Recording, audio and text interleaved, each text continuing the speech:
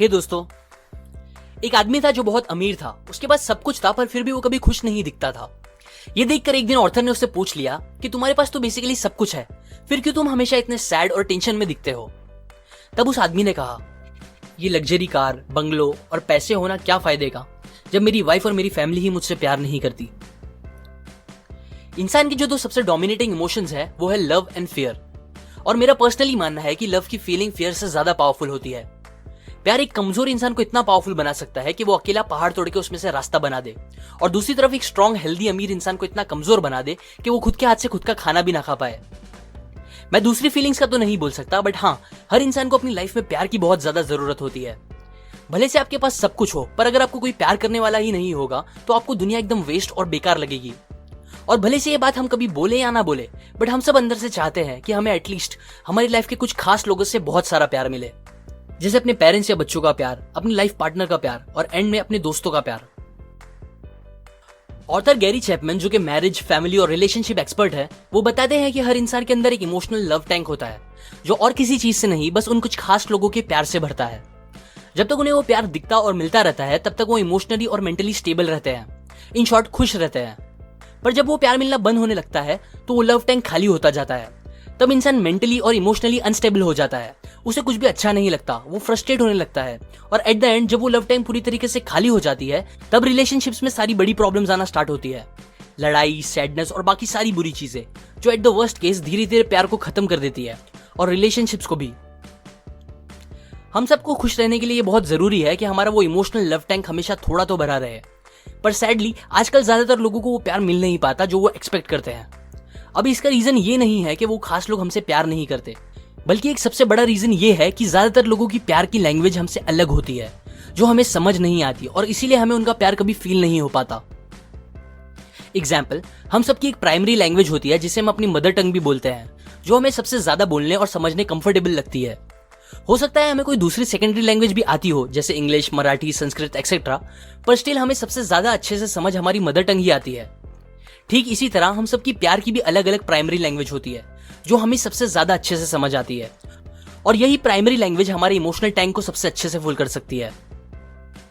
प्यार की total 5 language होती है, और अगर आप चाहते हो आपका अपनी फैमिली और अपने पार्टनर के साथ रिलेशनशिप कभी खराब ना हो और बस अच्छा होते जाए, तो आपको इन 5 लैंग्वेजेस का पता होना चाहिए। आपको पता होना चाहिए कि इन 5 में से वो कौन सी एक लैंग्वेज है जो उनकी प्राइमरी लैंग्वेज है, जो उन्हें सबसे अच्छा फील कराती है। और ये पता करने के बाद आपको उनकी लैंग्वेज में ही अपना प्यार उनको एक्सप्रेस करना चाहिए, जिससे उनका वो इमोशनल टैंक भी हमेशा फुल रहेगा। So let's begin. Love language number 1, words of affirmation. एक हस्बैंड और वाइफ में बहुत झगड़े होते थे। हस्बैंड अपने हिसाब से वाइफ को खुश करने के लिए सब कुछ करता था। वो मेहनत से काम करके वाइफ को पैसे लाके देता, कभी कभी घर के थोड़े बहुत काम करके अपनी वाइफ की हेल्प भी कर देता था, जिसके लिए उसकी वाइफ उसको हमेशा रिस्पेक्ट करती थी। लेकिन इसके बाद भी वाइफ को कभी ये नहीं फील हो पाता था कि उसका हस्बैंड उसे प्यार करता है। इस बात से हस्बैंड को बहुत चिढ़ होती थी, लेकिन यहाँ वाइफ की कोई गलती नहीं थी। ये बात सच थी कि हस्बैंड सब कुछ करता था, पर प्रॉब्लम ये थी कि वो कभी अपनी वाइफ को ये नहीं बोलता था कि वो उससे कितना प्यार करता है, क्यों प्यार करता है। वो उसकी कभी तारीफ नहीं करता था। उसे लगता था ये सब बोलना और बताना बस मूवीज में अच्छा लगता है, और रियल लाइफ में ये सब चीज की जरूरत नहीं होती। मेन प्यार तो अपनी फैमिली की नीड्स को पूरा करना होता है, जो कि वो हमेशा करता था। अब ये बात इतनी ही स्टूपिड है जितना किसी मलयालम बोलने वाले इंसान को हिंदी में कोई बात समझाने की कोशिश करना, और फिर इस बात से गुस्सा भी होना कि आपके इतना अच्छा हिंदी बोलने के बाद भी उसे कोई बात समझ क्यों नहीं आई। सिमिलरली सच तो ये था कि उसकी वाइफ को प्यार फील करने के लिए और समझने के लिए वो बातें ही सबसे इंपॉर्टेंट थी। उसकी वाइफ की प्राइमरी लव लैंग्वेज थी वर्ड्स ऑफ अफर्मेशन, पर उसका हस्बैंड एक दूसरी लैंग्वेज में ही उसे अपना प्यार एक्सप्रेस कर रहा था। वर्ड्स ऑफ अफर्मेशन मतलब ऐसी चीजें बोलना जो तुम्हारे पार्टनर को बिल्ड करे और उसे अच्छा फील कराए। एग्जाम्पल, आई लव यू बोलना, क्यों आप उन्हें इतना प्यार करते हो ये बताना, और हमेशा बताते रहना, बोल के, लिख के या कैसे भी। उन्हें एनकरेज करने वाली बातें बोलना, कॉम्प्लीमेंट्स देना, उन्हें हमेशा हर छोटी बड़ी बातों के लिए अप्रिशिएट करना। जिन लोगों की ये प्राइमरी लव लैंग्वेज होती है, उन्हें आप जब भी वर्ड्स ऑफ अफर्मेशन बोलोगे तो उन्हें बहुत अच्छा फील होगा, और तभी उन्हें आपका रियल प्यार भी फील हो पाएगा। पर जब तक आप उन्हें ये सिंपल सी बातें नहीं बोलते, तब तक उन्हें आपका प्यार फील नहीं हो पाएगा, और ना ही उनका लव टैंक भरेगा। Love language number 2, quality time. जिन लोगों की प्राइमरी लव लैंग्वेज ये होती है, उन्हें आप अगर बोलोगे कि यू लुक ब्यूटीफुल या बताओगे how much you love them, तब उन्हें अच्छा तो लगेगा, पर बस इससे उनको आपका रियल प्यार फील नहीं होगा। बल्कि उन्हें वो प्यार फील होगा जब आप उनके साथ क्वालिटी टाइम स्पेंड करोगे। और क्वालिटी टाइम स्पेंड करने से मेरा मतलब ये नहीं है कि बस एक ही घर में साथ रह के कैसे भी टाइम स्पेंड कर देना, टीवी देखते देखते बातें करना या मोबाइल में लगे रह के उनकी बातें सुनना, ये सब नहीं। बल्कि क्वालिटी टाइम मतलब अपना पूरा अनडिवाइडेड अटेंशन बस उनको देना, उनके साथ उस मूवमेंट में प्रेजेंट होना, बातें करना और वो चीजें करना जो उनको पसंद हो, जैसे मे बी साथ में कुकिंग या पेंटिंग करना, बीच पे बैठे रह के बातें करना एक्सेट्रा। जब आप उनके साथ क्वालिटी टाइम बिताओगे तभी उन्हें वो लव फील होगा और तभी वो खुश रहेंगे। Love language number 3, receiving gifts.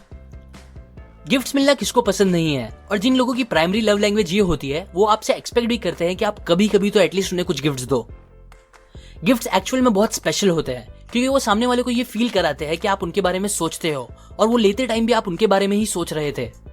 फिर जब भी कभी वो आपका गिफ्ट देखेंगे उन्हें ये याद आएगा कि आपने उन्हें याद किया था, जो कि बहुत अच्छी फीलिंग होती है उनके लिए।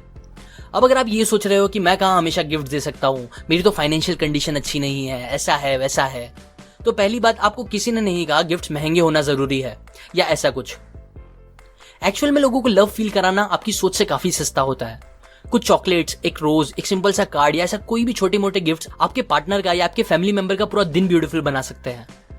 अब अगर आप फाइनेंशियली अच्छे हो तो डेफिनेटली आपको अच्छे गिफ्ट्स भी देना चाहिए, लेकिन एट द एंड ये याद रखो कि आपके गिफ्ट्स की वैल्यू पैसों से मेजर नहीं होगी, बल्कि उसके पीछे की फीलिंग्स वो मेन चीज होगी जो लोगों को खुश करेगी।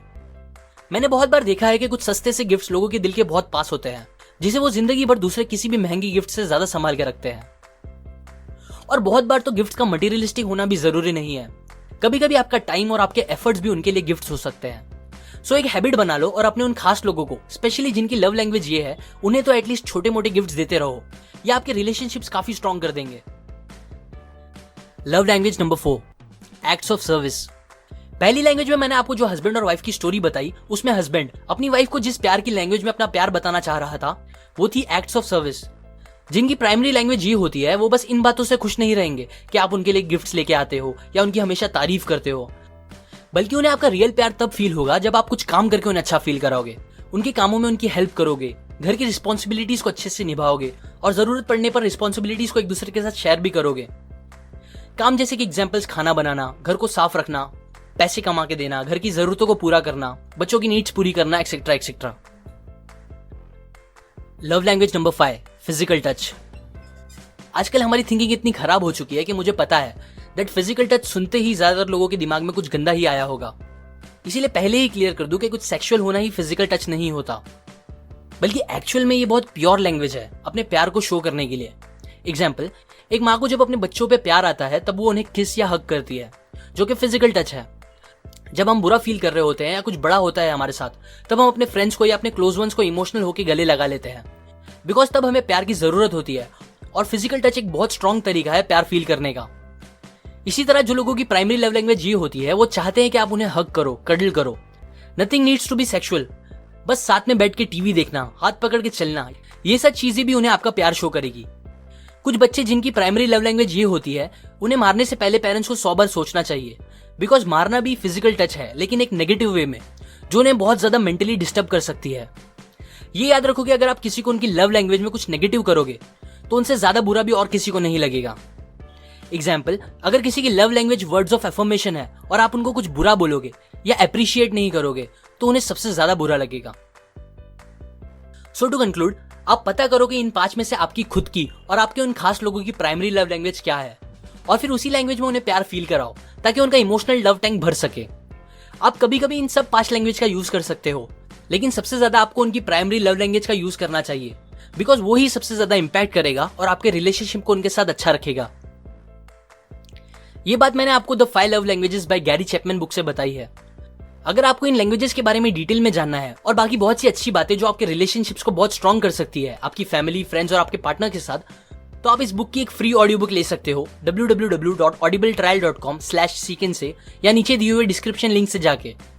Audible.com एक अमेजॉन कंपनी है जो आपको एक फ्री ऑडियो बुक देती है विद 30 डेज ट्रायल, जिसमें आप ये फ्री ऑडियो बुक को किसी दूसरी अपने पसंद के ऑडियो बुक के साथ रिप्लेस भी कर सकते हो, और वो भी बिना पैसे दिए। लाइक करें अगर आपको ये वीडियो काम का लगा, अपनी व्यूज कमेंट करें, शेयर करें इस वीडियो को ताकि लोगों की लाइफ थोड़ी और इजी और हैप्पी हो सके। सब्सक्राइब करें, मैं और ऐसी यूजफुल नॉलेज आपके साथ शेयर करता रहूंगा, यूजुअली हर week. And finally, thanks for watching.